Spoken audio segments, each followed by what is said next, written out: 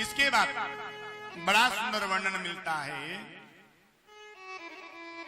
देवगिरी पर्वत पर दक्षिण दिशा में भरद्वाज पुल पर एक ब्राह्मण रहा करते थे।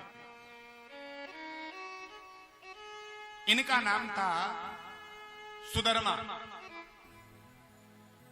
इनकी पत्नी थी, उसका नाम था सुदेहा। ये दोनों बड़े शिव भक्त थे।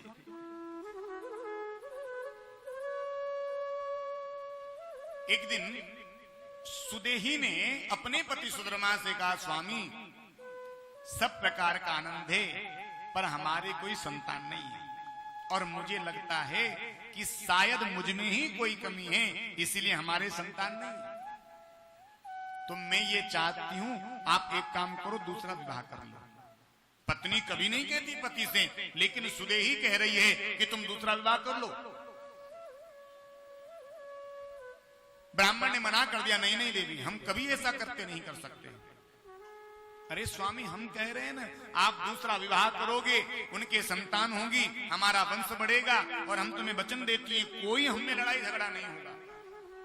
सुधर्मा ने कहा, देवी जब विवाह हो जाता है, दूसरी घर में आ जाती है ना, तो भेद निश्चित प्रकट हो जाता है।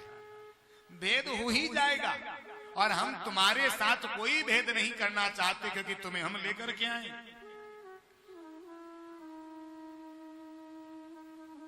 सुदेही ने जब कहा, सुधर्मा ने मना कर दिया, क्योंकि सुधर्मा सच्चरित्र ब्राह्मण थे। सुदेही ने कहा, अच्छा आपको लगता है ना कि हमें भेद होगा, हमें झगड़ा होगा? बोले हाँ। तो एक उपाय है मेरे पास, बोलो। आप कहो तो मेरी बहन है, मैं उससे आपके विवाह की बात चला सकती हूं। मेरी बहन ही आपकी पत्नी बनकर के आएगी, एक तो आपकी पत्नी बन जाएगी और मेरी बहन तो है ही सरी, हम में झगड़ा भी नहीं होगा। और आप कहो तो मैं अपनी बहन से और अपने पिता से बात करूं। सुधर्मा ने कहा, अच्छा ठीक है, तुम्हारी इतनी इच्छा है, तुम इतनी जिद कर रही हो, कर लो बात। सुदेही ने अपने पिता और अपनी बहन से बात करी। इसकी बहन थी जिसका नाम था घुस्मा देवी, और शादी के लिए इसके पिता राजी हो गए। घुस्मा देवी का विवाह सुधर्मा ब्राह्मण से हो गया। धीरे धीरे समय निकला, भगवान की ऐसी कृपा रही, कुछ ही समय में घुस्मा के यहाँ एक बालक का जन्म हुआ। धीरे धीरे बालक बड़ा हुआ, दोनों में बड़ा प्रेम, दोनों बालक को खिलाती, लाड लड़ाती। लेकिन देखो, माँ और मासी भेद तो हो ही जाता है ना। जितना झुकाव माँ की तरफ रहेगा, उतना झुकाव मौसी की तरफ थोड़ी रहेगा, थोड़ा तो भेद हो ही जाता है। कुछ समय के बाद इस बालक का विवाह भी हो गया, सुंदर घर में बहू आ गई। अब ये जब लड़का बड़ा हुआ, ये तो संभालता था, दोनों को संभालता था, लेकिन जो दूसरी आई ना, उसका झुकाव अपनी सास की तरफ था, इसकी तरफ बिल्कुल नहीं था। एक दिन सुदेही के मन में पाप जागृत हो गया। अरे हमारी वजह से घर में आई, बेटा क्या हो गया, बहू क्या हो गई, हमसे द्वेषता करती है, अवश्य इसका मजा चखाऊंगी तुझे। पाप जागृत हो गया महाराज। घुस्मा जो थी, इसके पति से भी अधिक शिव भक्त थी। कितनी शिव भक्त! सबसे पहले प्रातः उठ करके स्नान ध्यान से निवृत्त होकर के भगवान पार्थिवेश्वर का पूजन करती, अभिषेक करती, उन्हें ले जाकर के विसर्जन करती, फिर आकर के भोजन करती, तब जाकर के बात किया करती थी, मौन रहा करती थी तब तक। इसका नित्य का यही नियम। सबसे पहले प्रातः उठे, स्नान ध्यान से निवृत्त हो, माटी लेकर के बड़े सुंदर पार्थिव शिवलिंग का निर्माण करती, बढ़िया सुंदर पूजन करती, अभिषेक करती, ले जाकर के विसर्जन करती, फिर आकर के घर में भोजन करती, फिर किसी से बात किया करती थी। अब एक दिन ये घुस्मा प्रातः जल्दी उठी और जो भी इसका कार्य था वो करने लगी, शिवलिंग का निर्माण करके पूजन करने के लिए बैठ गए। घुसमा की जो बहू थी ये भी 4 बजे सोकर खड़ी हो जाती थी। ये 4 बजे खड़ी हुई और अपने घर के कार्य में लग गई। इधर सुदेही खड़ी हुई और सुदेही ने जाकर के जहां इसकी बहन का बेटा सोया हुआ था वहां गई, धारदार हथियार लेकर के गई और धारदार हथियार से महाराज उसे रोक दिया, महाराज मार डाला। मारा ही नहीं अपितु उसके शरीर के छोटे छोटे टुकड़े भी कर दिए।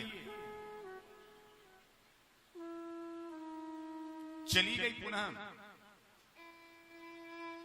और जब गई घंटे 2 घंटे बाद घुसमा की बहू आई। बिस्तर पर जब देखा वहां पर महाराज पूरा का पूरा बिस्तर रक्त रंजित हो रहा है, रक्त की धार बह रही है। कांप गई, पैरों तले मानो जमीन खिसक गई हो। इसने सोचा अरे यहां तो मेरा पति सोया हुआ था, ये रक्त कैसे आ गया। आसपास देखा तो जो शरीर के छोटे छोटे टुकड़े किए थे ना, कुछ टुकड़े वहीं रह गए। सारे टुकड़ों को बाकी को ये एक कपड़े में, एक वस्त्र में बांध करके किसी तालाब में जाकर के फेंक आई। जब इसने देखा 1-2 टुकड़े यहाँ पर पड़े हुए हैं, पहचान गई है मेरा पति है, पछाड़ खाकर गिर पड़ी। इधर इसकी सास शिव पूजन में लगी हुई थी, रोने लगी, बिलख पड़ी, माँ देखो ना किसी ने आपके बेटे को मार दिया। पर धन्य है महाराज घुसमा, इशारा कर दिया बेटी अभी हम पूजन कर रहे हैं, कोई व्यवधान मत डालो। पूजन करती रही, बेटा मर गया इकलौता, लेकिन फिर भी धन्य, आंख से एक आंसू तक नहीं गिरा। पूजन पूरा हुआ, उस पार्थिव शिवलिंग को लिया और विसर्जन करने के लिए जब जाने लगी, बहू फिर आई, रोने लगी, मैया देखो ना आज हम अनाथ हो गए, किसी ने हमारे पति का वध कर दिया। फिर इसने इशारा किया देखो अभी हमें हमारा पूजन पूर्ण करने दो। उस शिवलिंग को लेकर के गई महाराज और संयोग से उसी तालाब में चली गई जिस तालाब में इसके बेटे के शरीर के टुकड़े टुकड़े करके फेंका था। पीछे पीछे इसकी बहू भी चली गई और जाकर के इसने उस पार्थिव शिवलिंग का विसर्जन किया। जैसे शिवलिंग को विसर्जन किया, पीछे से बहू बोल पड़ी मैया देखो ना आज आपके बेटे को किसी ने मार डाला। जैसे ही सुना इसकी आंख से आंसू की बूंदें गिर पड़ी। महाराज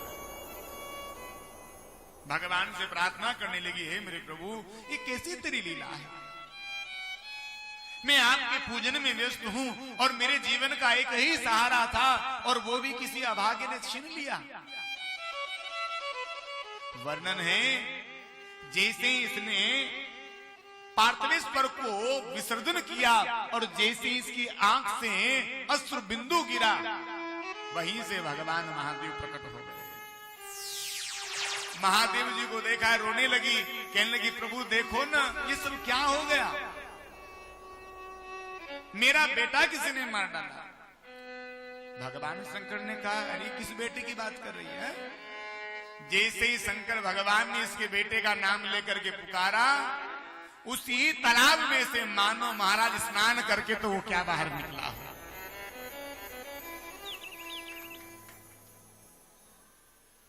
भगवान शंकर ने कहा देवी तू धन्य है, धन्य है तेरी शिव भक्ति। अरे तेरा इकलौता बेटा तेरे सामने मर गया, तुझे सूचना मिल गई, फिर भी तू तेरी पूजा से जरा भी विचलित नहीं हुई। घुसमा धन्य है तेरी भक्ति। देख मैं तुझे बताना चाहता हूं ये जो कृत्य किया है ना किसी और ने नहीं किया, तेरी ही बहन ने किया है। तेरी बहन की ये करतूत है और मैं उसे अवश्य दंडित करूंगा। उसने ठीक नहीं किया। घुसमा ने भगवान शंकर के चरणों में प्रणाम किया, चरणों में गिर पड़ी, कहने लगी नहीं नहीं बाबा आपको किसी को दंडित करने की आवश्यकता नहीं है, मैं किसी को दंडित नहीं करवाना चाहती। प्रभु आप कुछ करना चाहते हैं ना, एक काम करो, मुझ में और मेरी बहन में बहुत प्रेम है, पर पता नहीं क्यों मेरी बहन के मन में मेरे प्रति ये पाप जागृत हो गया। प्रभु आप एक काम करो, मेरी बहन की जो बुद्धि बिगड़ी है ना, बस कृपा करके आप उसकी बुद्धि को सुधार दो और हम में पुनः पहले जैसा प्रेम हो जाए, बस इतनी सी कृपा करो। भगवान ने कहा घुसमास्तु धन्य है, और जा आज से मैं तेरे नाम को ही अमर करता हूं, और आज से मैं इसी स्थान पर तेरे ही नाम से सदा सदा के लिए विराजमान हो जाऊंगा। और भगवान इसी स्थान पर घुसमेश्वर महादेव के रूप में विराजमान हो गए। बोले घुसमेश्वर महादेव की जय।